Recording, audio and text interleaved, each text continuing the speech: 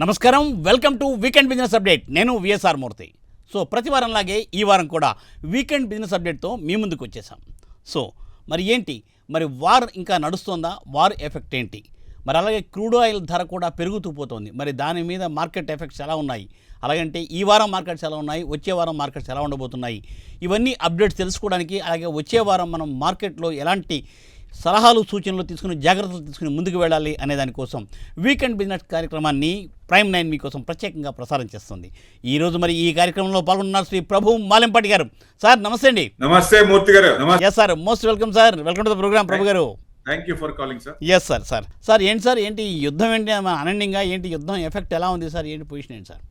Sir last week చూస్తే crude పెరిగింది కాబట్టి $100 అయింది కాబట్టి మార్కెట్ పడింది 5 days. ఈ వారం అయిపోయిన వారం ఇప్పటికి చూస్తే మొత్తం 5 రోజులు ప్లస్ అనుకోవచ్చు. మంగళవారం ఏదో 11 పాయింట్ మైనస్ అంతే, మిగతాదంతా ప్లస్సే. అంటే మొత్తం రివర్స్ అయిందా అంటే రివర్స్ అయ్యి బ్రేక్అవుట్ లెవెల్స్కి వచ్చేసింది, బ్రేక్అవుట్ అయింది. సో నెక్స్ట్ టేక్ ఆఫ్ లెవెల్లో ఉంది మార్కెట్. సో అందుకే ఇబ్బంది పడతా ఉంది కదా.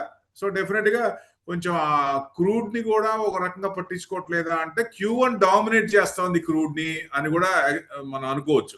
ఎందుకంటే క్రూడ్ మధ్యలో కూడా 91, 92కి వచ్చింది. మళ్ళీ మార్కెట్ ఏం తీసుకోవాలా, మళ్ళీ తగ్గుద్ది అనే ఉద్దేశం ఉన్నట్టుంది. అందుకని మళ్ళీ అట్లనే ఉంది. సో మార్కెట్ ప్లస్ లోనే ఉంది. సో ట్రెండింగ్ ఉందా అంటే ఇప్పుడు అప్ సైడ్ కి వచ్చేసింది. సో నెక్స్ట్ వీక్ కూడా మంచి 25,400 అంటే నెక్స్ట్ టార్గెట్ 25,400 వస్తే ఈ వారం రావచ్చు, వచ్చే వారమే రావచ్చు. సో మెయిన్ ఎందుకంటే మనకి వచ్చే వారం మనకి మెయిన్ చూస్తే RBI పాలసీ ఉందండి. ఓకే. సో క్రెడిట్ పాలసీ ఉంది. సార్ మూడు స్టార్ట్ అవుద్ది, 5వ తారీఖు అవుట్పుట్ వస్తుంది. స్టేటస్ క్యూ చేయొచ్చు అనేది ఎక్స్పెక్ట్ చేస్తున్నారు. US-ఇరాన్ వార్ ఇంటెన్స్ ఏంటి అనేది పెద్ద ఇంటెన్స్ కనపడట్లేదు. క్రూడ్ 90 ఉంది, 90 నుంచి పెరుగుతుందా తగ్గుతుందా అనేది ఇంపార్టెంట్. సో వరల్డ్ మార్కెట్స్ అన్ని ఒక రకంగా కొంచెం ఇదిగానే ఉన్నాయి, పాజిటివ్ గానే ఉన్నాయి. సో నో ఇంపాక్ట్ అనుకోవచ్చు ఒక రకంగా. ఎందుకంటే సొలసిపోయారు ఇద్దరు. అంతేనంటారా సార్? 100% అంతే, సొలసిపోయారు వాళ్ళు. ఎందుకంటే డబ్బులు ఉండాలి కదండి. జనం చచ్చిపోతుంటే అవతలే నష్టం అవుతుంటే ఎట్లా, కష్టం కదా. దాదాపుగా మీకు 11% క్రూడ్ పడింది. 11%, 100 నుంచి 88కి వచ్చింది. 88. ఓకే. సో రేపు మండే కూడా గ్యాప్ డౌన్ అవ్వచ్చు, అవి మధ్యాహ్నం నుంచి కొంచెం తిరగచ్చు అనేది ఎక్స్పెక్టేషన్. ఇప్పటి నుంచి అంటే లాస్ట్ ఇప్పుడు నిన్న ఫ్రైడే క్లోజ్ అయింది 24,383. కరెక్ట్ గా పిన్ పాయింట్ అండి. మనం అనుకున్నది లాస్ట్ వీక్ 24,382 అబోవ్ క్లోజ్ అవ్వాలనుకున్నాం. జస్ట్ 1 పాయింట్ అబోవ్ క్లోజ్ అయిందండి. 1 పాయింట్ అంటే మనం అనుకునేది వాడికి వినపడిందేమో మరి. అవును సార్, అవును. అంటే ఒక్క పాయింట్ లో పైన క్లోజ్ చేశాడు. సో ఇప్పుడు ట్రెండింగ్ లో ఉంది కాబట్టి డౌన్ సైడ్ ఏదన్నా ఉంటే 300 కట్ కాకూడదు. ఓకే, అప్ సైడ్ చూడొచ్చు. ఎందుకంటే పుట్ కాల్ రేషియో కూడా 0.8 ఉంది. 0.8 అంటే జూమ్ కింద లెక్క, పెరుగుతుందని లెక్క. సపోర్ట్ లెవెల్ 24,300 తీసుకోవచ్చు. మార్కెట్ బ్రేక్ డౌన్ అవ్వకపోవచ్చు. ఏంటండి 1 నెల, 2 నెల, 4 నెలల నుంచి ఆ 24 దగ్గర అక్కడే పడిచొచ్చింది, అక్కడే తిరగడుతుందండి అటు ఇటు. మామూలు 4 నుంచి ఎంత ఇబ్బంది ఉంటుంది, ఇన్వెస్టర్స్ కి ఎంత టెన్షన్ ఉంటుంది. అరే ఓ రోజు పెరిగితే ఓ రోజు పడిపోతుంది, ఓ రోజు తగ్గితే ఓ రోజు పెరుగుతుంది. కానీ ఎక్కడ అక్కడే ఉంది. అవునండి, 23,800 to 24,300 అదే రేంజ్ లో కదలగట్టే 24 రేంజ్ సపోర్ట్ అన్నట్టు ఆ రేంజ్ లోనే ఉంది 4 months నుంచి. ఒక ట్రెండ్ బ్రేక్అవుట్ అయిందా అంటే బ్రేక్అవుట్ అయింది ఇప్పుడు. సో ఇప్పుడు గట్టిగా చెప్పొచ్చు 25,000 దాటచ్చు. ఈ వారం వచ్చే కమింగ్ వీక్ 25,000 దాటచ్చు. ఎంత వరకు వెళ్ళొచ్చు అంటే 25,400 కూడా టార్గెట్ పెట్టుకోవచ్చు. ఓకే, ఇక రాబోయే వారమే, కమింగ్ మండే రాబోయే వారం 25,000 చూస్తాం, మనం చూసే అవకాశం ఉంది. అంటే వార్ ఇంటెన్స్ లేకుండా అలా స్టాండ్ గా న్యూట్రల్ గా అట్లా ఉన్నా, ప్లస్ తగ్గినా, పెరిగితే మటు కొంచెం తగ్గే ఛాన్స్ ఉంటుంది. ఓకే. సో మెయిన్ అది మనకి Q1 రిజల్ట్స్ బాగానే వస్తున్నాయి బ్రహ్మాండంగా. 2024 RA అప్పుడున్న దానికి, అప్పుడు డిక్లేర్ చేసిన దానికంటే క్రాస్ అయింది. బ్యాంక్ నిఫ్టీ PCR కూడా 0.86 ఉంది. రెండు చూడండి, అదేమో 0.80, ఇదేమో 0.86. అంటే రెడీ టు జూమ్ రెండు అన్నట్టు ఉన్నాయండి. అప్ సైడ్ బ్యాంక్ నిఫ్టీ ఏమో ఆల్రెడీ కొంచెం ఉంది కాబట్టి 1.3% చూస్తోంది. నిఫ్టీ ఏదేమో 2.5% పెరగచ్చు అనేది ఇక్కడి నుంచి ఆ క్లోజింగ్ దగ్గర నుంచి 24,380 దగ్గర 383 దగ్గర నుంచి. ఓకే. బ్యాంక్ నిఫ్టీ కూడా Nifty and bank Nifty both 4 నెలల నుంచి ఎక్కడేసిన గోల్ అక్కడే ఉంది. Now it's ready to bounce అంటే టేక్ ఆఫ్ పొజిషన్ లో ఉంది. డెఫినెట్ గా మనం అనుకున్నట్టు 63,500 చిన్నగా అంటే కమింగ్ వీక్ రాకపోయినా కమింగ్ వీక్ మనకి ఏదైనా 61 క్రాస్ అయితే బ్రహ్మాండం. సో 51% అంటే దాదాపుగా 60,000 దాకా ఉందండి. 60,000 ఛాన్స్ ఉంది ట్రెండింగ్ ఉండి నెగిటివ్స్ ఏం లేకుండా ఉంటే. RBI policy neutral stands. So PMI and service data ఉంది. ఎకనామిక్ డేటా చూస్తే ఆ డేటా కొంచెం పాజిటివ్ రావచ్చు. క్రూడ్ ఆయిల్ తగ్గుతోంది 88. సో ఇంకా తగ్గితే బ్రహ్మాండం. Q1 రిజల్ట్స్ ఇప్పుడు దాకా వచ్చినాయి బ్రహ్మాండంగా ఉన్నాయి. ఇంకా వచ్చే కూడా బాగుంటే మార్కెట్ ఇంకా క్రూడ్ ని డామినేట్ చేసే అవకాశాలు ఉంటాయి. జియో పొలిటికల్ టెన్షన్స్ వెస్ట్ ఏషియాలో అంత ఇంటెన్స్ గా కనపడట్లేదు. సో ఇద్దరు చల్లబడ్డారు, అలిసి సొలిసిపోయారు. సో డెఫినెట్ గా చేసుకుందామని అగ్రిమెంట్ చేసుకుందామని. విక్స్ తగ్గుతోంది, వాలటాలిటీ ఇండెక్స్ తగ్గుతోంది. So fantastic. FIS బయింగ్ లో ఉన్నారు, ఇది మరీ ఫెంటాస్టిక్. సో బ్రాడర్ మార్కెట్ బాగుంది. మీడియా, ఆటో, ఫార్మా అన్ని ఫ్లరిష్ అవుతున్నాయి. ఇంకా కొంచెం పెరిగే ఛాన్సులు ఉన్నాయి. అది మెయిన్. సో మనకి ట్రెండింగ్ అంటే ఇప్పటిదాకా 4 నెలల నుంచి ఇబ్బంది పడి ఇప్పుడు కొంచెం ఒక ట్రెండ్ దాటాం. స్టెబిలైజ్ అవడానికి ప్రయత్నం చేస్తుంది ఇప్పుడు. ఎస్, ఇప్పుడు ట్రెండ్ దాటాం. ఫెంటాస్టిక్. లాస్ట్ వీక్ అంత ముందు వీక్ బాగా పడింది. ఇక మళ్ళీ 100కి వచ్చే, ఇప్పట్లో 100కి క్రూడ్ వచ్చే ఛాన్స్ లేదు. సో డెఫినెట్ గా లాస్ట్ వీక్ చూస్తే 600 పాయింట్ నిఫ్టీ పెరిగిందండి. ఓకే. Nifty 600. Bank Nifty 570 points. Sensex 2000 points పెరిగింది. అంతకు ముందు వారం 2000 తగ్గింది, మళ్ళీ 2000 కవర్ అయిపోయింది. నిఫ్టీ అయితే లెవెల్ దాటిపోయింది. సార్ మరి ఇప్పుడు ఏంటి ఈ ఆర్బీఐ మీటింగ్ ఉందన్నారు అంటే ఇంట్రెస్ట్ రేట్స్ మీద ఏమైనా ఉండొచ్చా? ఎలా ఉండొచ్చు ఆర్బీఐ మీటింగ్ అని మీరు మాట్లాడుతూ చెప్పారు కదా ఇప్పుడు. అంటే ఇన్ఫ్లేషన్ వాళ్ళు అక్కడేమో ఫెడ్ మీటింగ్ ఉంది, అక్కడ 29 ఏం చేయలేదు, 28, 29 ఏం చేయలేదు. ఆయన మట్టుకు నెక్స్ట్ మీటింగ్ అంటే సెప్టెంబర్ 28 మటుకు ఈసారి 12 మందిలో 3 ఇంట్రెస్ట్ రేట్ తగ్గించాలని చూశారు. 9 మంది మటుకు న్యూట్రల్ స్టాన్స్ ఇచ్చారు. అట్లానే నామినేషన్ ఉంది కాబట్టి 9 మెంబర్స్ ఇచ్చారు కాబట్టి న్యూట్రల్ స్టాన్స్ పెట్టారు. నెక్స్ట్ మీటింగ్ మటుకు ఇంట్రెస్ట్ రేట్ తగ్గిస్తారని. కమింగ్ మీటింగ్ లో. ఓకే. సెప్టెంబర్ 28 అంటే అప్పటికి కొంచెం తగ్గించచ్చు అని అది హింట్ ఇచ్చాడు ఆయన. కెవిన్ వాష్ కొత్త ఆయన హింట్ ఇచ్చాడు, నెక్స్ట్ మీటింగ్ లో ఇంట్రెస్ట్ రేట్లు తగ్గుతాయి. రైట్. మరి అలాంటి మరి మన భారతదేశంలో ఎట్లా ఉండొచ్చు అంటే మన ఆర్బీఐ. మనకి ఇన్ఫ్లేషన్ జస్ట్ కొంచెం పెరిగింది అనుకున్న దానికంటే, బట్ ఆర్బీఐ అనుకున్న కంట్రోల్లోనే ఉంది 4 to 6%. సో డెఫినెట్ గా మనకేం పెద్ద ఇబ్బంది లేదు. ఇంట్రెస్ట్ రేట్లు మన దగ్గర ఏం పెంచకపోవచ్చు. మన పారామీటర్స్ అన్ని బాగున్నాయి. ఇంట్రెస్ట్ రేట్లు బాగున్నాయి, జీడిపి బాగుంది, గ్రోత్ బాగుంది, Q1 బాగున్నాయి. సో ఏం నెగిటివ్ ఏం లేదు. సో మన దగ్గర కొంచెం అంత ఈసారి మన దగ్గర పెంచకపోవచ్చు.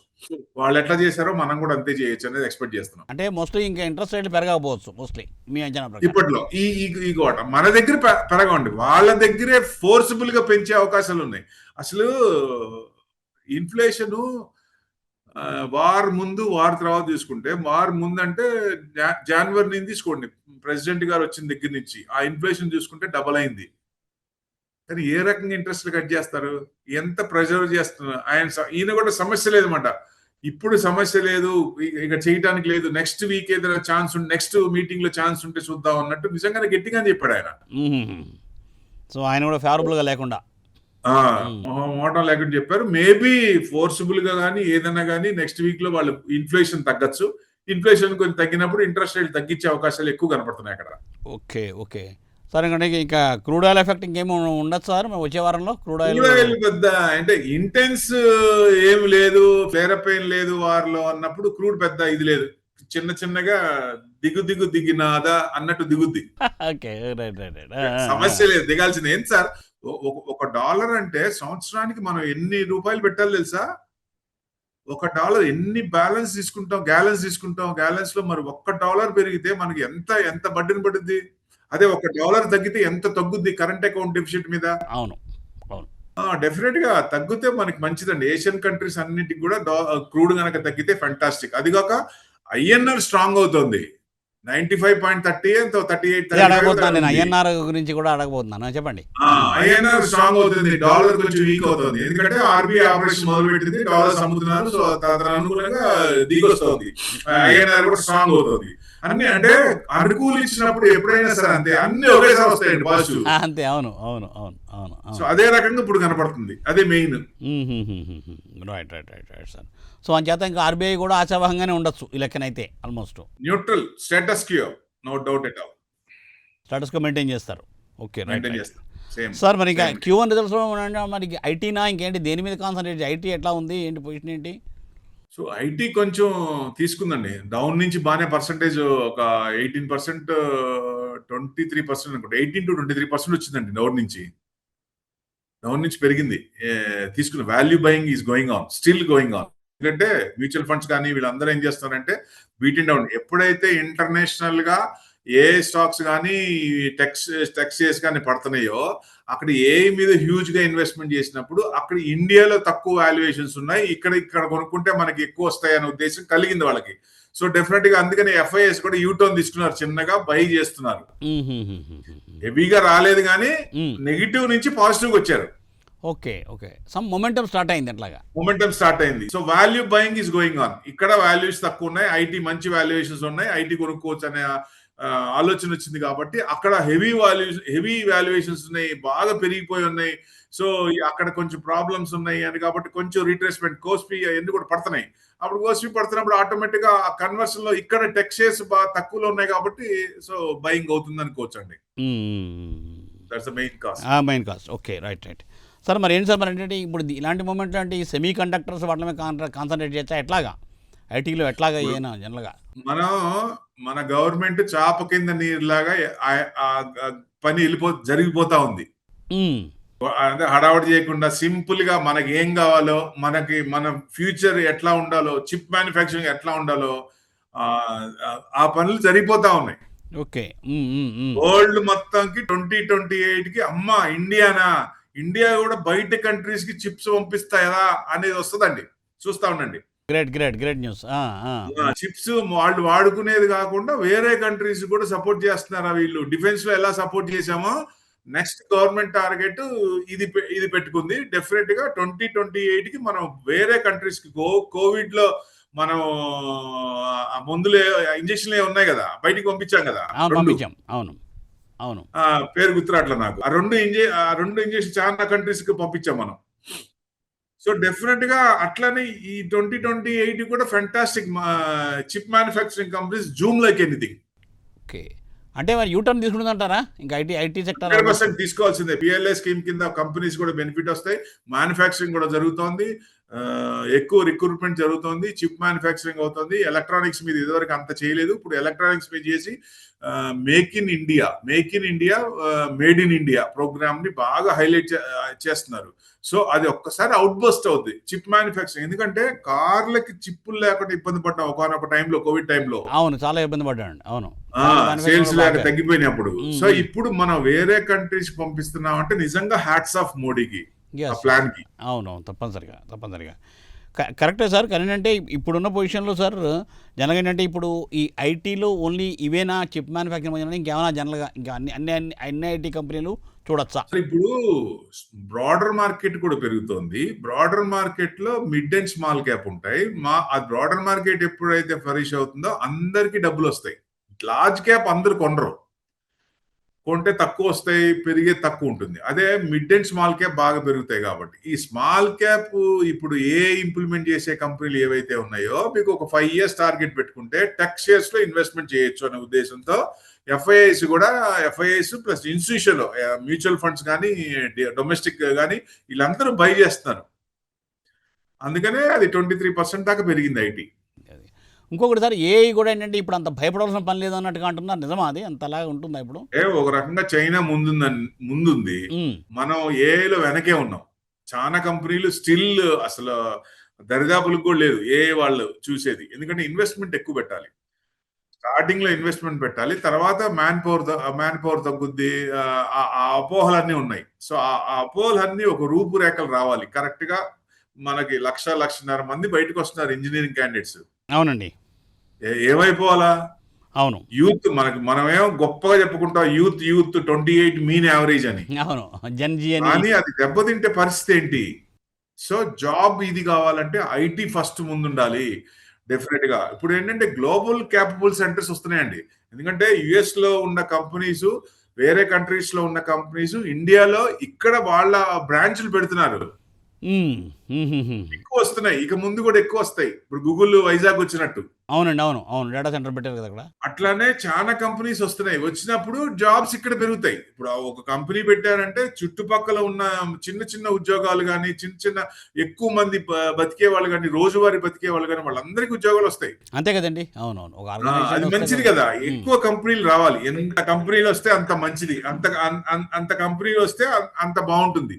సో డెఫినెట్‌గా మీకు గ్లోబల్ క్యాపిటల్ సెంటర్స్ ఎప్పుడైతే ఇండియాలోకి ఎక్కువ వస్తాయో వద్దామనే ఆలోచన వచ్చింది ప్రతి కంపెనీకి కూడా. సో ఇక్కడ వచ్చినప్పుడు జాబ్స్ మన వాళ్ళు అక్కడ యుఎస్కి వెళ్ళి మన వాళ్ళు ఎంత ఇబ్బంది పడతారో తెలుసు కదా. ఇక్కడ పెన్ను తీసి పెన్ను పెట్టింది పేపర్ బుక్ తీసి పక్కన పెట్టిన వాళ్ళు అక్కడికి వెళ్ళేదానికి మొత్తం చేసుకోవాల్సి వస్తుంది కదా. మొత్తం చేసుకోవాల్సి వస్తది. సో అవును. ఇప్పుడు ఇక్కడ ఉంటే ఇంట్లోనే ఉండొచ్చు, ఫ్యామిలీతోనే ఉండొచ్చు, ఫ్రెండ్స్ తోనే ఉండొచ్చు ఇక్కడ. అక్కడ వచ్చే 10 లక్షల కంటే ఇక్కడ నెలకు 5 లక్షలు వచ్చి చాలు కదా బ్రహ్మాండంగా ఇది చేసుకోవచ్చు. అది నేను డిమాండ్ చేయమంటున్నా. తక్కువ శాలరీకి రిక్రూట్మెంట్ అవ్వద్దు. 80% డిమాండ్ చేయండి. గ్లోబల్ క్యాపిటల్ సెంటర్స్ మీకు అక్కడ వచ్చేది 10 లక్షలు అయితే కనీసం 50% 5 లక్షలు అని డిమాండ్ చేయండి ఇక్కడ అని ఇంటర్వ్యూకి వెళ్ళినప్పుడు ఇది ఇంత ఇస్తేనే జాయిన్ అవుతాం అని చెప్పాలి మనోళ్ళు. ఇక్కడ ఇండియాలో అట్లా చెప్తే ఇండియాలో కూడా హ్మ్. 100%. ఎందుకంటే అక్కడ వచ్చే దానికంటే ఇక్కడ 50% వచ్చినప్పుడు అందరితో ఇక్కడ ఉంటే బ్రహ్మాండం కదండి. కదండీ. డిమాండ్ క్రియేట్ చేసుకోవాలి. అది మీ ఉద్దేశం. డిమాండ్ క్రియేట్ చేయాలి. ఎందుకంటే యూతే చేయాలి ఆ పని. ఏం చేసినా జెన్జీ ఆ ట్రెండింగ్ ఉన్నారు కాబట్టి యూతే చేయాలి. హ్మ్. హ్మ్. హ్మ్. కరెక్ట్. So correct. డెఫినెట్ గా అది చేస్తాను అనుకుంటున్నాను. అప్పుడు అందరికి ఏంటంటే మంచి జాబ్లు వస్తాయి. ఇన్వెస్ట్మెంట్ చేస్తారు. మ్యారేజ్ అయినప్పుడు డబుల్ చెక్స్ వస్తాయి. ఇద్దరు ఇన్వెస్ట్మెంట్ చేస్తారు. ఇన్వెస్ట్మెంట్ పెరుగుద్ది, మార్కెట్ ఫ్లరిష్ అవుద్ది, ఇండియా బాగుంటుంది, నెంబర్ ఆఫ్ కంపెనీస్ బయటకు వస్తాయి. ఇప్పుడు చైనా నుంచి కూడా ఫార్మా కంపెనీస్ బయటకు వద్దాం అనే ఉద్దేశం ఉంది. దాంట్లో ఒక 15 కంపెనీలు 2 నుంచి 3 కంపెనీలు ఇండియాకి వచ్చి ఏపీఐ చేసినా మనకి జీడిపికి మంచి సపోర్ట్ వస్తుంది. అంతే కదండీ! అవును. వస్తుంది. మంచి సపోర్ట్ వస్తది. సో ఏపీఐ మనకి పర్సెంటేజ్ తక్కువ. మనం అక్కడ నుంచి 71% చైనా నుంచి తీసుకుంటాం. సో ఇక్కడ మన ఇండియాలో కూడా ఏపీఐ స్టార్ట్ అయితే డెఫినెట్ గా మనకి ఫార్మా కూడా అందుకనే చూడండి ఎంత ఇబ్బంది పెట్టినా జెనరిక్ మీద 100% 28 నుంచి 200% 29 నుంచి వేస్తామన్నా అస్సలు పట్టించుకోలేదు చూడండి. Pharma sector still zooming. అవును. అస్సలు ఎక్కడ తగ్గట్లే అసలు. అవును. అంటే అవగతం అయిపోయింది. ఎస్ ఇది స్టాట్యూట్ కాదు, ఇది ఎగ్జిక్యూటివ్ ఆర్డరే, ఇది కోర్టులో మళ్ళీ నిలబడదు, ఎట్టి పరిస్థితుల్లో కొట్టేస్తారు, ఈ జనరిక్ మీద కూడా ట్యాక్స్ ఉండదు అనేది తేట తెలివవుతోంది. అవునండి. అవును. సార్ మరి వీసా ఫీజు అది పెంచుదాం 4 ఏళ్ళు దాకా చదువుకున్న తర్వాత అని కూడా ఏదో మరి వార్తలు వస్తున్నట్టున్నాయి సార్. మరి ఎన్ని దారులు చేసినా ఎంత చేసినా ఇప్పుడు కోర్టు కొట్టేసిన టరీఫ్లు ప్రెసిడెంట్ కి ఒక పవర్ ఉంటుంది కాబట్టి 10% అన్నారు. ఓకే, ఇండియా కూడా యాక్సెప్ట్ చేసింది 10% అంటే ఓకే. చైనా మీద 12.5% చైనా కూడా యాక్సెప్ట్ చేస్తుంది. కాకపోతే వాళ్ళు వెట్టి చాకరీ చేసి వాళ్ళ ప్రొడక్ట్స్ అన్ని ఎక్కువ ప్రొడక్ట్ చేసి అక్కడ యుఎస్ లో చేస్తున్నారు అనేది అట్లా నెగిటివ్ గా మాట్లాడాడు ఆయన. అది తప్పు కదా. చూడు మన కంట్రీ డెవలప్ అవ్వాలి. ఇప్పుడు వస్తువు వేరే కంట్రీస్ ₹100 చేస్తున్నప్పుడు చైనాకు ₹40 ₹50 తక్కువలో చేస్తుంది, ఎక్కువ మంది సేల్స్ అవుతుంది అనే ఉద్దేశం వాళ్ళ పాలసీ అది. అవును సార్. అవునవును. అది అంటే ఒక వాళ్ళ రకంగా కంట్రీ చైనా పాలసీ. కూడా మనకి బయటికి తెలియట్లేదు కానీ ఇంటర్నల్ గా చాలా ప్రాబ్లమ్స్ ఉన్నాయండి. వాళ్ళు ఇన్ఫ్రా భయంకరంగా ఉంది. యూసేజ్ ఆఫ్ ఇన్ఫ్రా కూడా 70% కూడా లేదు. బట్ హ్యూజ్ ఇన్వెస్ట్మెంట్ పెట్టారు. దానివల్ల డెట్స్ పెరుగుతున్నాయి అక్కడ చైనాలో కూడా. బయటికి వాళ్ళు రానిరు కదా, ఏ విషయాన్ని బయటికి రానిరు. చూడడానికి ఏమో రోజీ పిక్చర్ ఉంది. అట్లా మనకి ఉంటది కానీ లోపల చాలా ఇబ్బంది పడుతుంది. అక్కడ కూడా ఎక్కువ మంది కూడా ఇదిగానే ఉన్నారు. సార్ సార్ ఏంటి ఇప్పుడు ఈ పొజిషన్లో ఇదంతా కాకుండా అంటే గోల్డ్, సిల్వర్ వాటి మీద ఎట్లాగా చూడాలి? ఎట్లా ఇన్వెస్ట్మెంట్ ఇప్పుడు రైట్ టైమా ఏంటి పొజిషన్ ఏంటి సార్? కెవిన్ వాష్ ఒక బాంబే ఇస్తాడు ఆయన. Next 2 months gold Boolean market will come down. Definite గా కమ్ డౌన్. ఎవరైనా గోల్డ్ కొనుక్కునే వాళ్ళు ఆగండి. ఓకే, అది మెయిన్ ఇప్పుడు గోల్డ్ ఆగాలి. ఆగండి. ఒక 1.5 months sir, 45 days. 2 months. 2 months. Okay. అంటే ఈ ఫెడ్‌లో ఓఎంసీలో నేను అన్నాను కదా! 9 మెంబర్స్ అన్‌చేంజ్ చేశారు. 3 మెంబర్స్ ఇంట్రెస్ట్ పెంచాలన్నారు. బట్ చేయలేదు. సో, డెఫినిట్‌గా అది ఇదే. So, Boolean market definitely will drop. ఎక్కడ దాకా? ఈ ఆగస్టు, సెప్టెంబర్. సెప్టెంబర్ 28న మళ్ళీ ఫెడ్ మీటింగ్ ఉంది కదా! అక్కడ నుంచి అక్కడ రేట్ హైక్ చేయొచ్చు వాళ్ళు. లేతే తగ్గించొచ్చు. ఓకే. ఇన్ఫ్లేషన్ పెరిగితే రేట్ హైక్ చేయొచ్చు. నెక్స్ట్ ఎందుకంటే ఎక్కువ 9 మెంబర్స్ చేసింది. నెక్స్ట్ దాంట్లో కొంచెం పెంచమనే ఉద్దేశంతో ఉన్నట్టున్నారు. అంటే తగ్గించడం కాదు, పెంచమనే ఉద్దేశం. సో డెఫినెట్‌గా ఇంట్రెస్ట్ రేట్ పెంచుతామనే ఉద్దేశంతో చెప్పినట్టున్నాడు ఆయన. అంటే లేటెస్ట్ ఇది. గ్రోత్ రేట్ బాగుంది. గ్రోత్ ఎక్కడ లేదు. డాలర్ స్ట్రాంగ్ గా ఉంది. సో అప్పుడు ఏం చేస్తారు? డాలర్ వీక్ చేసుకోరు వాళ్ళు. డాలర్ వీక్ చేయరు. రేట్స్ హైక్ చేయొచ్చు అనేది. రేట్ హైక్ చేసినప్పుడు ఇన్వర్స్లీ ప్రపోర్షనల్ కదా. సో గోల్డ్ అండ్ సిల్వర్ తగ్గే ఛాన్స్ ఉంటుంది. Okay, right. ఇది గోల్డెన్ ఛాన్స్. ఎవరికైనా సరే గోల్డ్ అండ్ సిల్వర్ తగ్గుద్ది. ఎంతవరకు వెళ్ళొచ్చు అంటే ఇప్పుడు నేను మీడియాలో చెప్పినట్టు 1,00,000కి వస్తుంది, 1,10,000కి అట్లా చెప్పలేను, కానీ ట్రెండింగ్ డౌన్ ఉందండి. ఇంట్రెస్ట్ రేట్లు ఎప్పుడైతే ఆయన కామెంట్ లో పెంచుతామని అన్నాడో డెఫినెట్ గా పెంచుతామని చెప్పాడు. తగ్గిస్తామని కాదు, పెంచుతామని చెప్పాడు కామెంట్ లో. ఇది గ్రోత్ రేట్ కనుక ఇదే రకంగా ఉండి డాలర్ స్ట్రాంగ్ గా ఉంటే నేను ఇంట్రెస్ట్ రేట్లు పెంచుతాను అన్నట్టుగా చెప్పాడు ఆయన. సో ఇది రివర్స్ అయింది అనుకోండి, తగ్గించే ఛాన్స్ కూడా ఉంటాయి. Okay, right right. అది చూడాలి నెక్స్ట్ అప్పటికి. ఎందుకంటే ఇప్పుడు ప్రెసెంట్ ఏంటి, అక్కడ హైక్ చేస్తానన్నారు కాబట్టి మూడు అలానే ఉంటుంది. సో కొంచెం తగ్గే ఛాన్స్లే ఉంటుంది. అందరికీ ఏమంటారు, హైక్ లోనే ఉంటది కదా, చేస్తారనే ఉద్దేశం ఉంటుంది కాబట్టి తగ్గే ఛాన్స్. ఇప్పుడు 1,40,000 అంటే ఇంకా కొంచెం తగ్గచ్చు అనేది ఎక్స్పెక్టేషన్. 1,41, 42 ఉంది. సో అక్కడి నుంచి కొంచెం తగ్గచ్చు.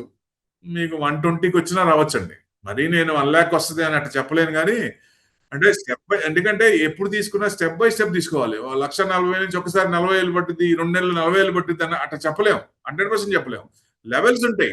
ఆ లెవెల్స్ కట్ అవుతున్నప్పుడు ఇప్పుడు 126 కట్ అయిందంటే 118కి వస్తుంది. 118 కట్ అయిందంటే 110కి వస్తుంది. 110 కట్ అయిందంటే 1,01,000 సపోర్ట్ జోన్స్ అవి. సో ఈ లెవెల్స్ కట్ అయిన కొద్దీ కిందకి రావచ్చు. అంతేగాని ఒకేసారి మీకు 1,00,000 వస్తుంది వెయిట్ చేయండి అంటే అది అట్లా చెప్పలేము మనం. సో డెఫినెట్ గా ట్రెండింగ్ అయితే డౌన్ ఉంది. ఇది గోల్డ్ కొనుక్కునే వాళ్ళందరికీ మంచి మంచి న్యూస్. డెఫినెట్ గా కొంచెం తగ్గే ఛాన్స్లే ఉన్నాయి. ఎంత తగ్గుద్ది అనే 30,000 తగ్గుద్దా అని అంటే అట్లా చెప్పలేను, కానీ ట్రెండింగ్ డౌన్ ఉంది. కొంచెం తగ్గే ఛాన్స్లే ఉన్నాయి. ఎవరైనా సరే గోల్డ్ ఇన్వెస్ట్మెంట్ పరంగా కొందాం అనుకున్న వాళ్ళు కొంచెం ఆగటం మంచిది. సిల్వర్ కూడా అంతే అండి. రెండు, సిల్వర్ గోల్డ్ రెండు కూడా. సిల్వర్ కూడా అంతే. సిల్వర్ కూడా ఛాన్స్ ఉంది తగ్గడానికి. ఆగస్టు, సెప్టెంబర్ 3rd వీక్ దాకా, లాస్ట్ వీక్ అనుకోండి, 28th కదా, లాస్ట్ వీక్ దాకా. సార్ మరి ఈ నేపథ్యంలో జనరల్ సార్ గోల్డ్ సిల్వర్ ఈటీఎఫ్లు వాటిలో పొజిషన్ ఏంటి సార్? వాటిని ఎట్లా, వాటిని ఏమైనా కొనుక్కోవచ్చా ఏంటి పొజిషన్ ఏంటి? నేను చెప్పేది ఎవరైనా సరే ఆల్రెడీ గోల్డ్ కానీ సిల్వర్ గాలు ఉన్న వాళ్ళకి భయపడాల్సిన పని లేదు. మళ్ళీ పెరుగుద్ది. మళ్ళీ ఈ డిప్ అనేది అవకాశం అందిపుచ్చుకోండి. 2 లక్షల వరకు 2,01,000 దగ్గర ఉందండి. మళ్ళీ నెక్స్ట్ 2,17,000 ఉంది. ఇప్పుడు గోల్డ్ పడుతున్నప్పుడు ఈ సిల్వర్ 2 లక్షల వరకు ఈ 2 నెలల్లో 17,000 అది తగ్గచ్చు. 17,500 ఆ రేంజ్ లో తగ్గచ్చు. 2 లక్షల వరకు రావచ్చు అనేది ఎక్స్పెక్ట్ చేస్తున్నాం. అంతకు మించి రాకపోవచ్చు. మరీ 160 వస్తుందా, 170 వస్తుందా అంటే 2 లక్షలు తగ్గినప్పుడు 1,91,000. 1,91,000 కట్ అయితే 182,500. 182,500 అయితే 171,500. అంటే లోవర్ లెవెల్స్ అనమాట. నేను తగ్గుతుందని చెప్పను ఎప్పుడు. అంటే లెవెల్స్ ఉంటాయి, లెవెల్స్ ప్రకారం. ఓకే, ఇప్పుడు ఆ లెవెల్ కట్ అయితే ఆ నెక్స్ట్ లెవెల్ రావచ్చు. S1 కట్ అయితే S2 కట్ అయితే S3 అట్లా. ఎందుకంటే మన మదిలో ఎక్కడ కూడా పడిందంటే ఎంతవరకు రావచ్చు అనేది ఒక అవగాహన ఉండాలి ఎవరికైనా. ఈ లెవెల్ కట్ అయింది ఇంతవరకు రావచ్చు, సో ఈ లెవెల్ కట్ అయింది ఇంతవరకు రావచ్చు అనే అవగాహన ఉంటే అలా ప్లాన్ చేసుకుంటారు అప్పుడు. అందుకని R1 R2 పైన, S1 S2 కిందకి. సార్ మరి ఏంటి సార్, మరి మ్యూచువల్ ఫండ్స్ కానీ ఎస్ఐపీలు కానీ ఏంటి పొజిషన్? అవేమన్నా ఇప్పుడు అవేం ఆపాల్సిన పని లేదు, కంటిన్యూ చేయండి. కావాలంటే ఇంకా ఫ్రెష్ కూడా చేసుకోండి, ఏం పర్లేదు. మళ్ళీ గోల్డ్ పెరగదా, గోల్డ్ సిల్వర్ మళ్ళీ పెరుగుద్ది. ఇది మంచి అవకాశం. కెవిన్ వాష్ మంచి అవకాశం ఇస్తున్నాడు అందరికి. సో డెఫినెట్ గా ఇది అందిపుచ్చుకోండి. సో డెఫినెట్ గా కొంచెం చూసి కొంచెం తగ్గుతుంది అని అనిపిస్తుంది మనకి. అప్పుడు కొంచెం ఆగి కొనుక్కుంటే మంచిదని ఉద్దేశం. Okay, right right right. Sir మనకు మామూలుగా కూడా మనకు దీంట్లో అడుగుతున్నారు మన దగ్గర, సరే అంటే ఏమైనా చిన్న కోర్సు లాంటిది ఏమైనా చేస్తున్నారా ఎప్పుడైనా, మీరు ఏంటి పొజిషన్ ఏంటి అన్నట్టుగా కూడా అడుగుతున్నారు. నేను ఒక డిజైన్ చేసుకున్నా. మీరు దునియాలో ఏ కంట్రీలోనే ఉండండి, ఎవరితో పని లేదు, అంతవరకు ఆ డిజైన్ చేసిన ప్రోగ్రామ్ కనుక ఇంప్లిమెంట్ చేస్తుంటే డెఫినెట్ గా ఎక్కడ ఏ కంట్రీలో ఉన్నా హ్యాపీగా మీది ఎవరి మీద ఆధారపడకుండా ఇండివిజువల్ గా చేసుకోవచ్చు. ఇదైతే గ్యారంటీ పక్కా ఇస్తా.